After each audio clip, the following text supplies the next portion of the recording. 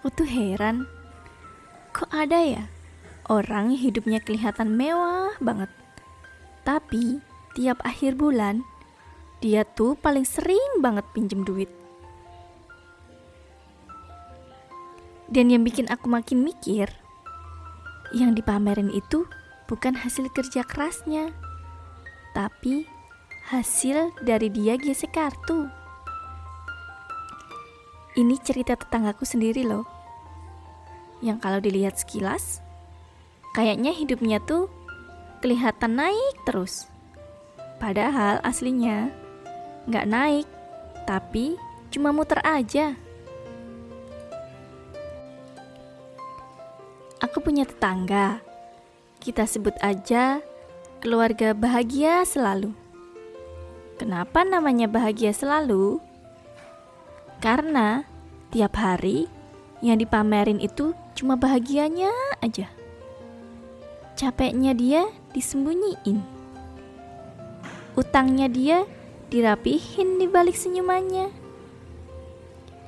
Rumahnya sih gak gede-gede amat, tapi tiap minggu ada aja kardus paket yang datang. Kardusnya lebih sering nongkrong di terasnya dibanding bapaknya sendiri yang ada di rumah. Yang bikin aku kagum lagi ya, tetanggaku ini pinter banget pamer, tapi nggak kelihatan kalau dia lagi pamer. Statusnya tuh model. Alhamdulillah rezeki anak soleh. Padahal yang dateng sepatu baru. Postingannya dia tuh rapi, bajunya yang dipakai selalu matching, filternya lembut, tapi hidupnya keras. Aku pernah dengar sendiri, dia bilang ke orang lain, tenang aja, hidup mah harus dinikmatin. Sambil HP dia bunyi, notifikasi jatuh tempo. Nikmatin hidup itu perlu, tapi kalau hidupnya yang dinikmatin seperti kamu, itu beda cerita. Yang lebih lucu lagi nih ya, utangnya tuh bukan cuma satu aja, tapi banyak, seperti di koleksi. Utang koperasi, utang sama temen, terus utang sama saudara, bahkan utang ke warung juga. Tapi postingannya tuh selalu kelihatan estetik. Lucunya, kalau pas ditagih, suaranya pelan. Tapi kalau pas beli barang baru, suaranya paling keras.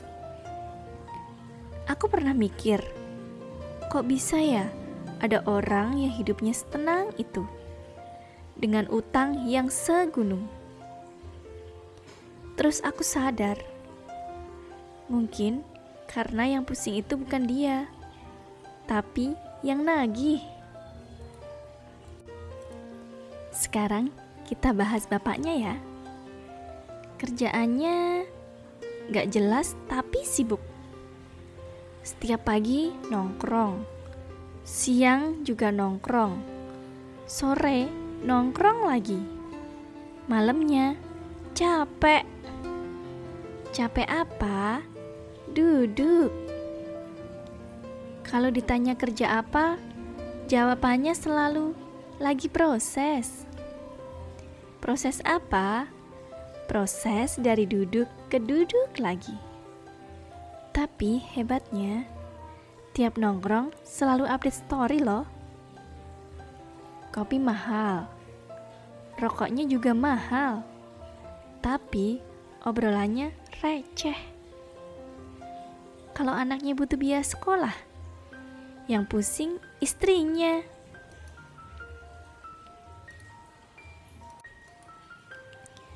Nah, istrinya ini juga gak kalah loh.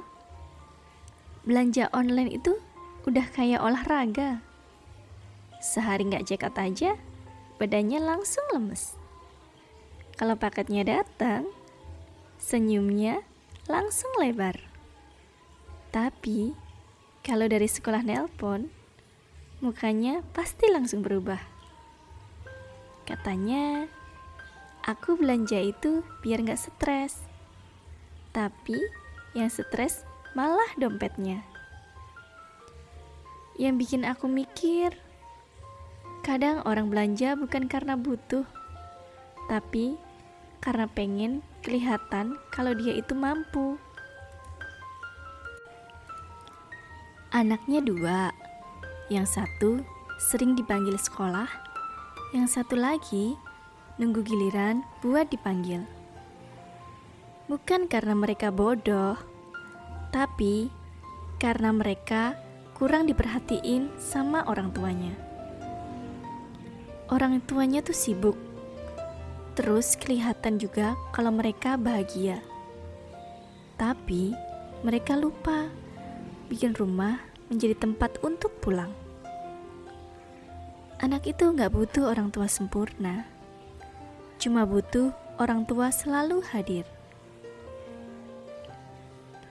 Dan ini bagian yang bikin aku sedih, bukan ketawa. Terkadang orang itu sibuk nutupin kekurangannya dengan pamer kelebihannya.